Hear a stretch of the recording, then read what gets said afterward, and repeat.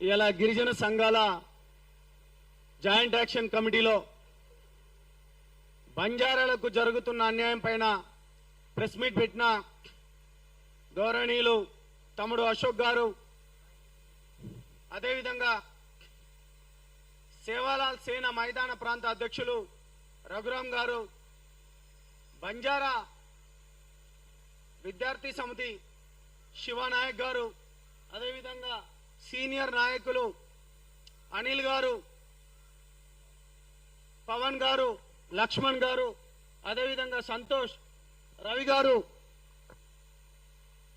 మీ అందరికీ ముఖ్యంగా మీడియా ప్రతినిధులకు, అదేవిధంగా రాష్ట్ర ప్రభుత్వం నుంచి బంజారాల మధ్యలో ఏం జరుగుతుందని చెప్పి ఇంటెలిజెన్స్ రిపోర్టుకు పంపించిన ఇంటెలిజెన్స్ వాళ్ళకు కూడా ఈ ప్రెస్ మీట్ వేదికగా నమస్కారాలు తెలియజేస్తున్నాను. రైట్ అన్నా, రేవంత్ రెడ్డి అన్నా, నేను ఒక ఓయూ బిడ్డను, బంజారా బిడ్డను, జనసేన నాయకుడినన్నా. నెక్స్ట్ టర్మ్ మాత్రం మీరు మాత్రం ఆ సీఎం సీట్లో మాత్రం మీరు ఉండరన్నా, మీరు పక్కా దిగిపోతారు. నేను ఎందుకు చెప్తున్నానంటే అన్నా, ఈ రాష్ట్రంలో మెజారిటీ కమ్యూనిటీ అన్న, ఇది మేం చెప్పలే, మీరే మొన్న ఏం చేసిండ్రు, జనాభా నిష్పత్తి ఎంత ఉందో జనాభా లెక్కలు తీసింది మీరేనన్నా.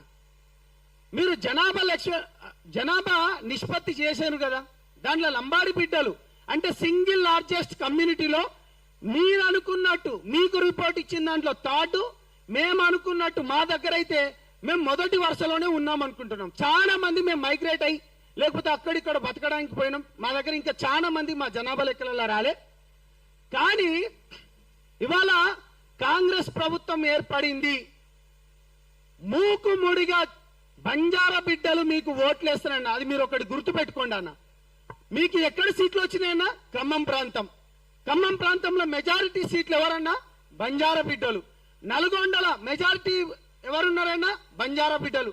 నీకు వచ్చిన మహబూబ్ నగర్ సైడ్ కావచ్చు, ఎవరున్నారన్నా నీకు వచ్చిన సీట్లు? ఇంత అన్యాయం ఏం చేసినామన్నా బంజారా బిడ్డలం మేము? ఇంత అన్యాయం ఏం చేసినాం మేము? ఎంత అన్యాయం అంటే, నువ్వు వచ్చుడుతోనే మా భూములు లాక్కోవడానికి లగజర్ల మా లంబాడి బిడ్డల పైన భూముల గురించి అని చెప్పి మా పైన దాడులు చేపిస్తావు, మా వాళ్ళను సంగారెడ్డి జైల్లో లేపిస్తావు, లేకపోతే ఫార్మాసిటీతోనని చెప్పుకున్న మా భూములను మళ్ళా ఇక్కడే ఏది ఇక్కడున్న మహేశ్వరం దగ్గరున్న ఆ భూములను ఫ్యూచర్ సిటీ అని పేరు పెట్టి, గతంలో ఫార్మాసిటీ ఇప్పుడేమో ఫ్యూచర్ సిటీ, మళ్ళా ఈ బంజారా బిడ్డలే. ఎంత అన్యాయం అంటే అన్నా, మా పట్టా భూములను కూడా నువ్వు పట్టా చేయనీయకుండా దాన్ని బ్లాక్ లిస్ట్ లో పెట్టినా అంటే నువ్వు గనుడు అన్న, గండుడివి, మనగాడివి నువ్వు. నీకు పేద బిడ్డలు ఇందిరాగాంధీ పైన ఉన్న నమ్మకంతో, ఆమె పైన ఉన్న గౌరవంతో మా బంజారా బిడ్డలు పాపం నిద్రలో లేచి అడిగినా గాని చెయ్యి గుర్తంటారు. వాళ్ళను వెన్నుపోటు పొడిచిన ఏకైక మగోనివి నువ్వేనన్నా. బంజారా బిడ్డలను ఊచకోత కోసి వెన్నుపోటు పొడిచి వాళ్ళను ఉరియేసిందంటే మీరేనన్నా. ఏమన్యాయం చేసిండ్రన్న ఈ బంజారా బిడ్డలు అన్నా? మీ దాంట్లోకెళ్ళి మేము చెప్తున్నాం, ఎమ్మెల్యే సీట్లలో 12 మంది ఎమ్మెల్యే సీట్లు, ఎస్టీలలో మెజారిటీ కమ్యూనిటీ లంబాడి బిడ్డలు. ఆ ఎస్టీలలో మెజారిటీ లంబాడి బిడ్డలకు మీరు ఇచ్చిన 12 దాంట్లో ఎంత ఇచ్చిండ్రన్న మీరు? మాకు పట్టుమని 4 సీట్లు ఇస్తారన్న. 8 అంటే ఉన్న దాంట్లో ఎస్టీలలో ఉన్న 80% మంది లంబాడి బిడ్డలకు మీరు ఇచ్చే 4. గిరిజన సంక్షేమ మంత్రికి ఎవరికి ఇచ్చిండ్రన్నా? మాకు ఇచ్చిండ్రా అన్న? పోనీ ఈ మెజారిటీ కమ్యూనిటీలో ఉన్న ఏదైతే మీరు 3 కార్పొరేషన్లు చేస్తా అని చెప్పారు, ఏదేది ముఖ్యంగా వాల్మీకి కార్పొరేషన్ మంచిదే పెట్టండి, దాని తర్వాత ఎరుకల కార్పొరేషన్ పెట్టాలి, దాని తర్వాత సంత్ సేవాలాల్ కార్పొరేషన్ అన్న 25 లక్షల మందికి ఉన్నోడికి గింతే భోజనము, 3 లక్షల మందికి కూడా ఒకటే ప్లేట్ భోజనం అంటే సిగ్గుపడాలన్న. మనము ఏం చేయబోతున్నావు అన్న? ఈ కులాన్ని నువ్వు ఓట్లేసినోనికి నువ్వేం చేయబోతున్నావన్నా?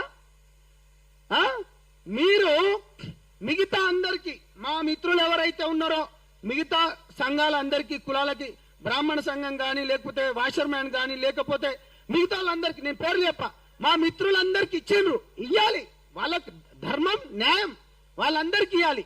మరి అంటే ఇక్కడ బంజారా బిడ్డలు వీళ్ళ అమాయకులు, వీళ్ళకి ఏంటంటే వీళ్ళు ఓట్లేసేటప్పుడు వీళ్ళ ఊర్లలో వచ్చి కొంచెం సారానో ఏమన్నా పోస్తే వీళ్ళు ఓట్లేస్తారు అనుకుంటున్నావు అన్న. అన్న ఇదిగో అన్న పాత తరం కాదన్న ఇది. నాకు చాలా మంది చెప్పేటోళ్ళు, అరే తండాలలో రోడ్లు వేస్తే వాళ్ళు బాగా డెవలప్మెంట్ అవుతారు, వాళ్ళకట్ట చదువులు ఇస్తే వాళ్ళు బాగా డెవలప్మెంట్ అవుతారు, ఇట్లా క్వశ్చన్లు వేస్తారు అన్న. ఆ తరం పోయిందన్న. ఇగో ఇక్కడ స్టేజ్ మీద ఉన్న తరాలు చూడండి అన్న ఎట్లా మాట్లాడుతున్నారు. ఒక్కొక్కడు మాట్లాడేటోళ్ళు ఫిరంగి తూటాలు లెక్క మాట్లాడుతున్నారు అన్న. వదులుతామా అన్న? మీరు నెక్స్ట్ టైం సీఎం కారన్న, బాజాప్తగా రాసి పెట్టుకోండి. ఇక ముఖ్యంగా నేను మా రామచంద్ర అన్నకు, ఎమ్మెల్యే రామచంద్ర అన్నకు నేను ఒక మాట చెప్తున్నా. అన్న నీకు డిప్యూటీ స్పీకర్ అని అనౌన్స్మెంట్ చేసిండు, ఉత్తరే అది ఉత్తరే, దేనికి పనికిరాంది. ఏంటంటే ఈ బంజారా బిడ్డలకి ఇట్లా చెప్తే మంచిగా సంతోషపడతారు అనుకుంటారు. మరి भाई भैया यारी बापन सेने हाथ जोड़न में एक विनती कर रो छू. कांग्रेस पार्टी सजो को तमार कुल नायकुल छको लीडर छको तमार वाले तम पूछो. కాంగ్రెస్ పార్టీలో ఉన్న నాయకులకు కూడా నేను అడుగుతున్నాను, మన ఎమ్మెల్యేకు డిప్యూటీ స్పీకర్ అని అనౌన్స్మెంట్ చేసిన గండరు గడ్డపారైన మన రేవంత్ రెడ్డి గారు ఆ రోజే అజారుద్దీన్ గారినేమో ఎమ్మెల్సీ కాకుండా నామినేటెడ్ పోస్ట్ ఇచ్చేసి దాని తర్వాత మంత్రి పోస్ట్ కూడా ఇచ్చేస్తారు. సూపర్. ఎందుకంటే ఎంఐఎం నాయకులకు, ముస్లిం నాయకులకు, ముస్లిం కార్యకర్తలకు ఉన్న కమిట్మెంట్ అది, వాళ్ళని చూసి నేర్చుకోవాలి. మరి ఈ రాష్ట్రంలో ఇంతమంది ఉన్న బంజారా బిడ్డలకు, మెజారిటీ కమ్యూనిటీ బిడ్డలకు మనకు సిగ్గుపడాలి కదా. మనం ఇటువంటి నాయకులను మనం భుజాల పైన వేసుకొని మనం చేస్తున్నాం కదా, వాళ్ళని దించాలి కదా. రామచంద్ర అన్నకు డిప్యూటీ స్పీకర్ ఇస్తా అని చెప్పి అనౌన్స్మెంట్ చేసి ఇవాళ నువ్వు కేవలం అది పేరుకు మాత్రమే నువ్వు పెట్టుకొని ఉన్నావు. నేను ఒకటే చెప్తున్నా అన్న, నీకేమాత్రం చిత్తశుద్ధి ఉంటే రేవంత్ రెడ్డి టేబుల్ పైన మొకాను పైన నువ్వు ఆ ఎమ్మెల్యే ఏంది నీ రాజీనామా కొట్టే అన్నది పనికిరాంది.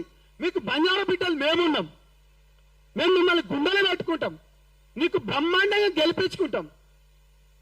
ఖమ్మంలో దాడులు లేకపోతే ఇక్కడ దాడులా. నేను ఒకటే చెప్తున్నాను, మీరు ఇవాళ బడ్జెట్ అని చెప్పి రాష్ట్రంలో బడ్జెట్ కేటాయిస్తున్నారు, ఆ బడ్జెట్ అంతా ఎక్కడికి పోతుంది? రేవంత్ రెడ్డి గారు మీరు కావాలని ఈ కాంగ్రెస్ ప్రభుత్వం బంజారా బిడ్డల పైన కుట్ర పన్నుతున్నది.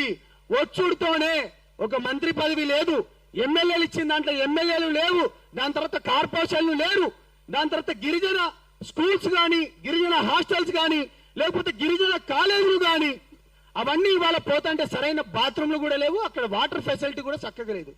మేము జనసేన పార్టీ నుంచి అదేవిధంగా గిరిజన బిడ్డగా ఇవాళ ఇక్కడ పిలిచింది కాబట్టి నేను ఒకటే డిమాండ్ చేస్తున్నాను, తక్షణమే ఇప్పటికే 2.5 ఏళ్ళైంది, మీకు ఏ మాత్రం చిత్తశుద్ధి ఉన్నా, మీకు ఏ మాత్రం బంజారా బిడ్డలు అత్యధికంగా ఓటేసిన వాళ్ళు, నేను అదే విధంగా రేవంత్ రెడ్డి ప్రభుత్వానికే కాకుండా మంత్రులకు కూడా చెప్తున్నాము, మీరు ఏదేవైతే కోట్లు మీరు వచ్చిన తర్వాత మంత్రులు ఎక్కున్నారో మీరు కూడా ఇవాళ పొంగులేటి గారు గెలిచింది కూడా బంజారా బిడ్డల ఓట్లతోనే.